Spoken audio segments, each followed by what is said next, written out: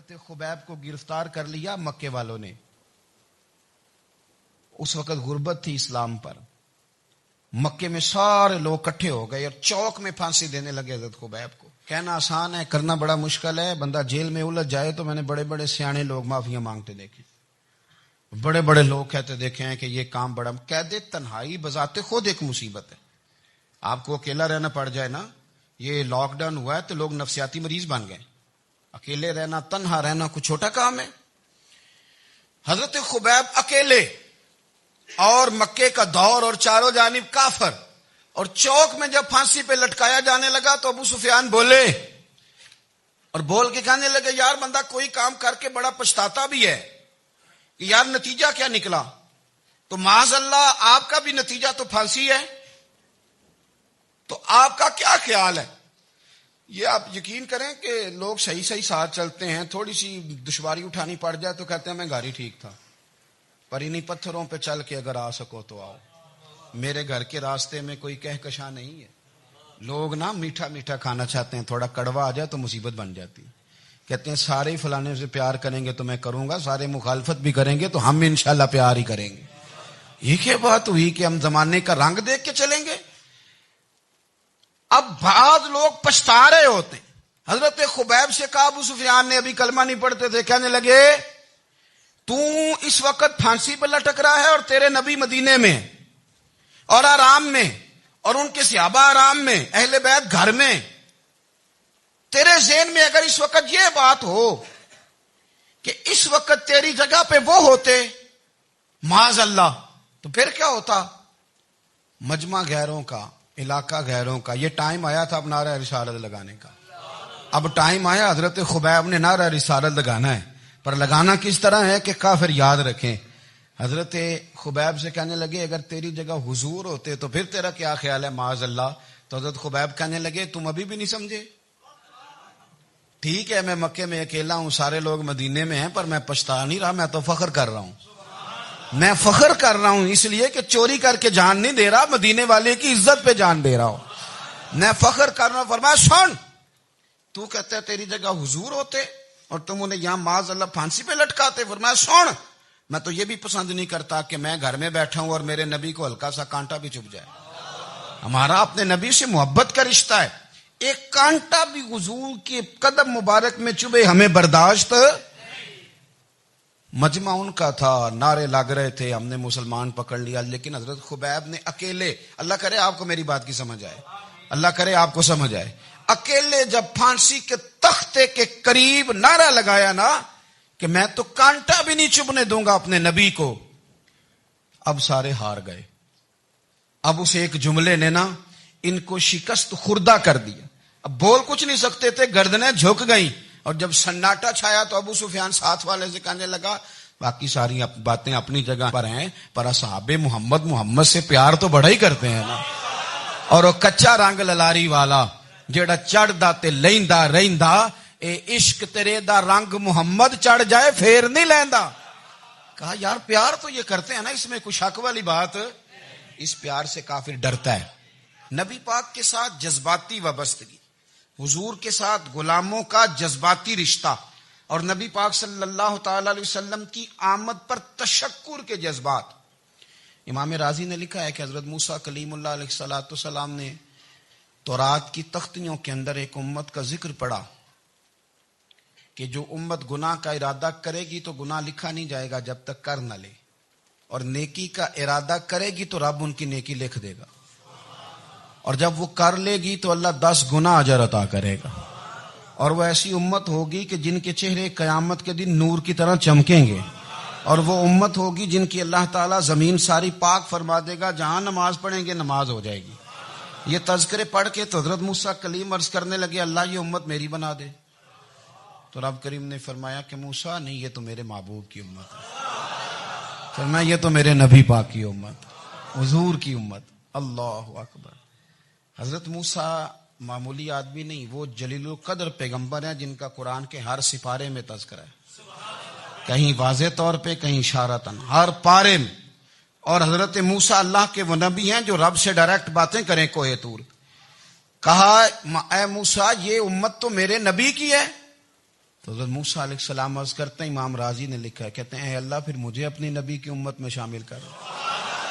وہ یار ہمیں لوگ کہتے ہیں میلاد نہ مناؤ، جس امت میں آنے کے لیے حضرت موسیٰ نے دعا مانگی، جس محبوب کی غلامی کے لیے، ہمیں تو دعا بھی کوئی نہیں مانگنی پڑی، اللہ نے فضل سے ہی مدینے والے کا غلام بنا دیا۔ تو ہم حضور کے تذکرے نہ کریں، ہم تشکر نہ کریں، ہم نبی پاک صلی اللہ تعالی وسلم کی نعت نہ پڑھیں، ہم حضور کے آنے پر جشن کا اظہار نہ کریں۔ ہر وہ جائز طریقہ جس سے اظہار خوشی ہو سکے وہ میلاد پہ کرنا چاہیے، اور اس کے لیے اسباب بنانے چاہیے۔ امت کا ایک جذباتی انداز ہونا چاہیے نبی پاک کے ساتھ، ایک وارفتگی، ایک ذوق، ایک طبیعت کے اندر وجدان۔ نعرہ مطلب اس طرح نہ ہو کہ بس چل رہا ہے کام، میں نہیں ہوں قائل، میں کہتا ہوں پہلے تو کوئی لگائے نہ، اور پھر نعرہ جب لگتا تھا نا تو مسلمانوں کے یہاں نعرہ لگتا تھا تو بڑے بڑے لوگ کانپ جاتے تھے۔ صوفیاء نے لکھا ہے کہ حضرت عمر نے جب کلمہ پڑھا نا تو 39 بندے کلمہ پڑھتے تھے، تو نبی پاک نے رات کو دعا مانگی، اے اللہ عمر کو مسلمان کر کے اسلام کو عزت دے۔ حضرت عمر سویرے آ گئے، میں وہ تفصیل میں نہیں جاتا، بات لمبی۔ حضرت عمر جب آئے نا اور انہوں نے آتے جب کہا نا کہ میں کلمہ پڑھنے آیا ہوں، تو حضور اتنے راضی ہوئے کہ نبی پاک نے کہا اللہ اکبر، تو صحابہ نے نعرے لگائے اللہ اکبر اللہ اکبر، یعنی 40 لوگ مسلمان ہوئے تو نعرے لگے۔ ہمارے صوفیاء کہتے ہیں حضرت عمر کے آنے پر جب نعرے لگے تو بتاؤ کہ وہ تو نعرہ تکبیر لگا، نعرہ رسالت کیوں نہیں لگا؟ تو کہتے ہیں گویا ہمیں حضور نے یہ سمجھایا ہے، حضور کے اشاروں نے سمجھایا ہے کہ میں اب اپنے نعرے خود تو نہیں نہ لگاؤں گا، میں نے تو اللہ اکبر کہہ دیا، عمر آ گیا ہے میرے نعرے لگاتا رہے گا، نعرے لگیں گے۔ حضرت عمر نے پہلے دن ہی کہا کہ حضور آپ سچے رسول ہیں تو چھپ چھپ کے نماز کیوں پڑھیں؟ شروع ہو گئے نعرے، حضور آپ سچے ہیں تو چھپ چھپ کے نماز کا کیا معنی ہو؟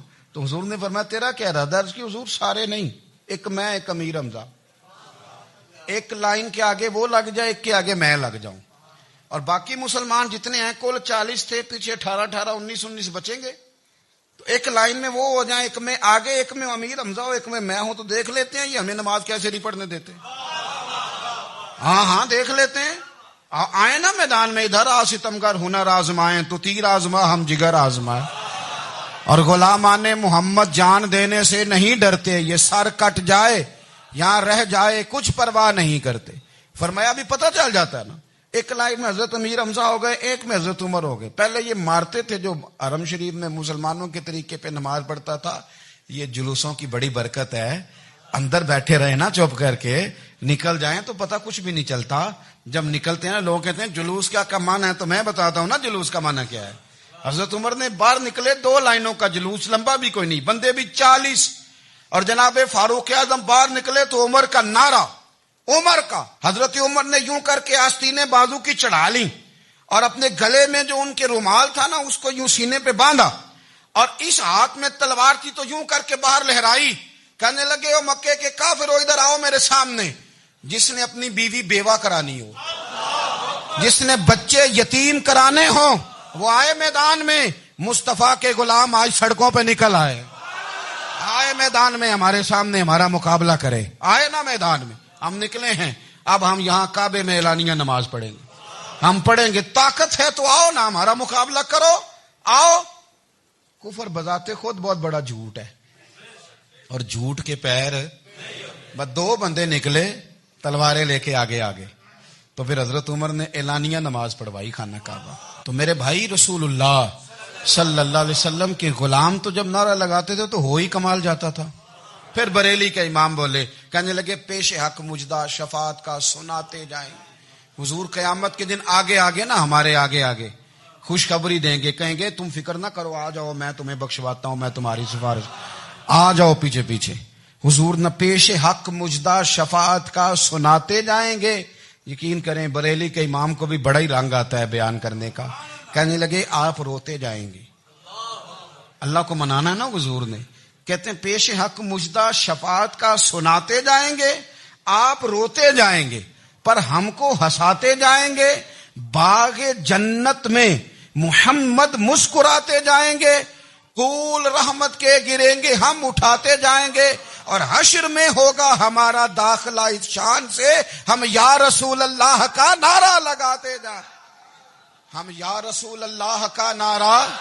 امام راضی کہتے ہیں حضور نے ایک رکا پکڑا چھوٹا سا, ایک بندے کو لوگ دوزخ میں لے کے جا رہے ہیں. اچھا مجھے ایک بات بتاؤ, فیصلہ پہلے ہو گیا ہے, اللہ کے سامنے ہوا ہے, اور فیصلہ ہو گیا اور طے ہو گیا کہ دوزخ میں جانا ہے. وہ قریب پہنچ گئے دوزخ کے, تو حضور نے دیکھ لیا, اور بتایا کس نے؟ حضرت آدم نے. حضرت آدم کہنے لگے حضور وہ آپ کے غلام کو دوزخ میں لے جا رہے ہیں. نبی پاک آگے گئے, کیا پڑھتے ہیں ہمارے بھائی؟ حضور نے مجھے ان سے چھڑا کے چھوڑ دیا. نبی پاک صلی اللہ علیہ وسلم آگے گئے, فرمایا ادھر آؤ, کہاں لے کے جا رہے ہو؟ اللہ کے سامنے فیصلہ ہوا ہے نا, فرشتوں نے کیا ہے نا. فرشتے کو کسی سے بددیانتی تو نہیں نہ کرتے, فرشتوں نے جو کیا ٹھیک کیا ہے نا. کیوں لے کے جا رہے ہو؟ سونے گناہ زیادہ ہیں, نیکیاں تھوڑی ہیں. فرمایا میرے سامنے تولو.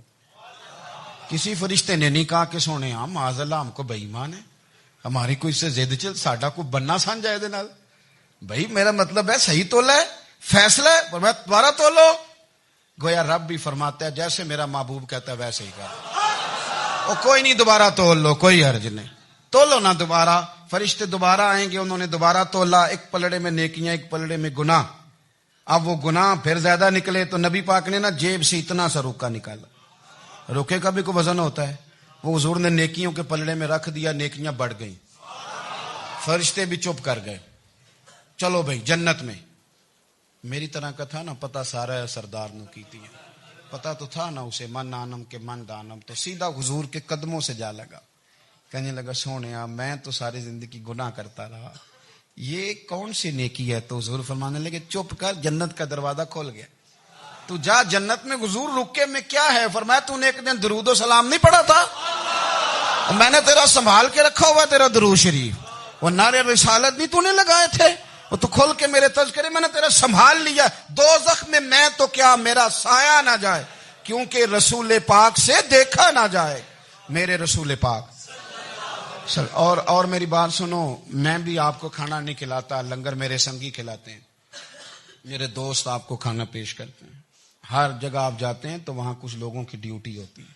لیکن ترمذی شریف سیاستہ کی حدیث ہے, حضرت انس نے پوچھا تھا حضور قیامت میں کہاں ملیں گے؟ فرمایا حوض کوثر پہ. حضور وہاں انس پانی پلائیں گے کہ بلال پلائیں گے کہ سہیب پلائیں گے؟ فرمایا نہیں, امت پیاسی آئے گی تو میں اپنے دستے مبارک سے پانی پلاؤں. حضور وہاں نہ ملے تو فرمایا پل صراط پہ آنا, امت گزرے گی تو میں رب سلیم کی دعائیں کروں گا. تو اعلیٰ حضرت فرماتے ہیں جب حضور دعا کر رہے ہیں تو ڈرنے کی ضرورت کیا ہے؟ خدا کی رضا چاہتے ہیں دو عالم, خدا چاہتا ہے رضائے محمد, رضا اب پل سے وجد کرتے گزری کہ ہے رب سلم دعائے محمد صلی اللہ ہو. تو حضور وہاں ملاقات نہ ہوئی تو پھر اس حدیث کو بھی یہ حدیث مضبوط کر دے گی. حضور فرمانے لگے پھر میزان عمل پہ آ جانا, امت کے عمل تول رہے ہوں گے اور میں کامیابی کی دعائیں مانگ رہا ہوں گا.